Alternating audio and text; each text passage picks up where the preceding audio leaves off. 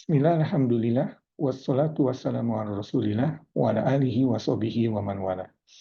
Ibu-ibu, bapak-bapak, dan adik-adik, pengajian kagari rahmati Allah, Assalamualaikum warahmatullahi wabarakatuh.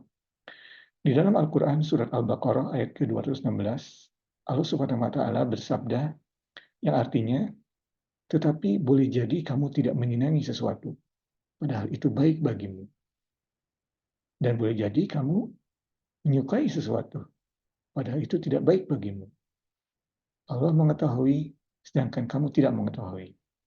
Maha benar Allah dengan segala firman-Nya. Nah, ibu-ibu, bapak-bapak, dan adik-adik pengajian kagari rahmati Allah, dalam ayat ini Allah SWT mengajarkan suatu hal yang sangat penting, suatu konsep yang sangat penting dalam kaitan hubungan antara kita sebagai manusia, sebagai ciptaannya dengan Allah Subhanahu wa Ta'ala. Nah, dalam arti kita sebagai manusia, sebagai ciptaannya, harus percaya sepenuhnya kepada hikmah dari perintah Allah. Walaupun terkadang pikiran rasional kita tidak dapat memahami hikmah tersebut. Tapi kita harus percaya. Ya. Nah, ini dalam konteks ayat ini adalah perintah untuk melaksanakan perang. Nah, ini dari surat Al-Baqarah ya, juz kedua. Kita sudah sampai pada juz kedua. Dari surat Al-Baqarah itu diturunkan pada tahun kedua Hijriah. Ya, pada Mospar pada tahun kedua Hijriah. Tahun kedua setelah Hijrah. Ya. Nah, pada saat itu, seperti ibu-ibu, bapak-bapak, dan adik-adik pengajian kagari ketahui, adalah saat di mana umat muslim harus mempertahankan diri terhadap kaum Quraisy, ya. Dan pada saat itulah diizinkan atau diperintahkan untuk berperang. Ya. Nah, tentunya walaupun sudah menderita semasa di Makkah, kemudian sekarang hijrah ke Madinah, kemudian orang-orang Ansar juga di Madinah bukan orang-orang kaya ya, mereka telah sibuk berperang, perang saudara berpuluh-puluh tahun. Jadi mereka kondisinya sebetulnya tidak baik. Tetapi dalam kondisi yang tidak baik, kondisi yang sangat sukar itu, mereka diperintahkan untuk berperang. Makanya di sini Allah SWT disebutkan dalam beberapa kata-kata sebelumnya dalam ayat tersebut, diwajibkan kepada kamu untuk berperang. Nah, berat tentunya berperang itu kan, ya, kemungkinannya bisa meninggal. Di sini Allah menyebutkan bahwasanya kamu tidak menyenangi sesuatu karena berat tadi, padahal itu baik bagimu. Nah, inilah konteks dari ayat tersebut. Nah, tentunya sekarang ini kita di bulan Zulhijjah, kita meneladani sifat-sifat Nabi Ibrahim alaihissalam, juga keluarganya Ismail dan juga Siti Hajar istrinya. Banyak sekali contoh-contoh dari pengorbanan yang kita bisa teladani dari mereka. Ambil satu contoh, Nabi Ibrahim alaihissalam. Nabi Ismail itu putra kesayangannya. Hampir 80-90 tahun Nabi Ibrahim alaihissalam tidak memiliki keturunan. Kemudian Allah memberikan keturunan kepada Nabi Ibrahim, yaitu Nabi Ismail, melalui Siti Hajar, istrinya Siti Hajar. Nah, tentunya sangat disayangi.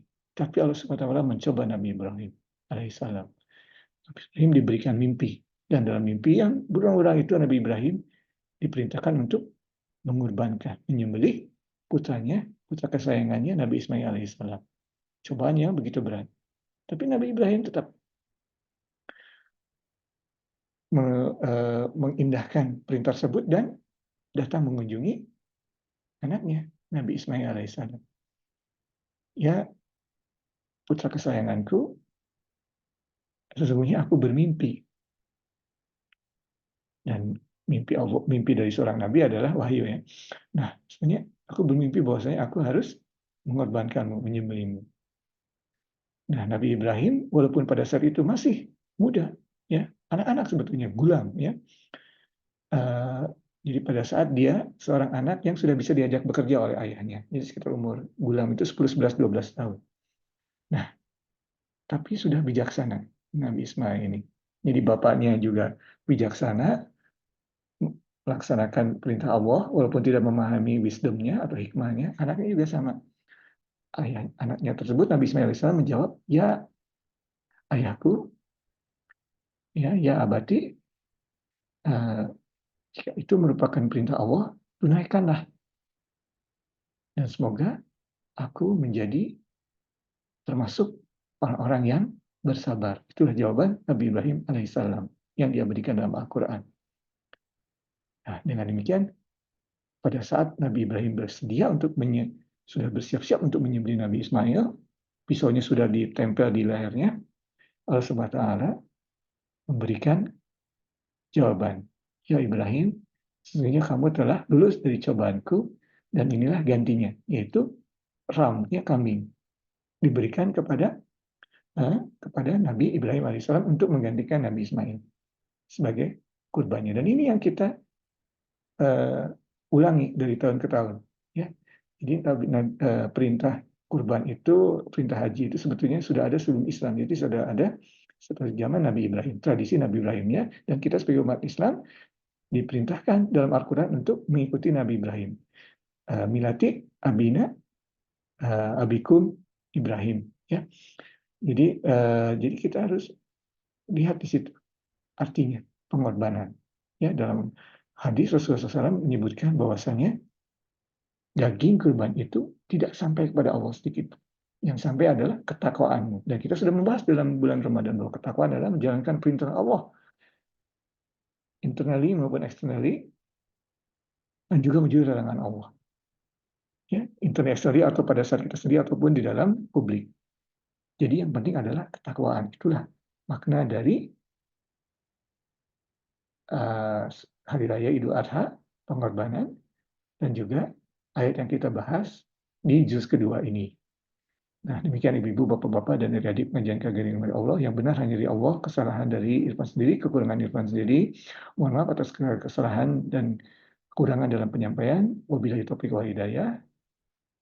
Id Mubarak, Idul Adha, selamat Hari Raya Idul Adha. Assalamualaikum warahmatullahi wabarakatuh.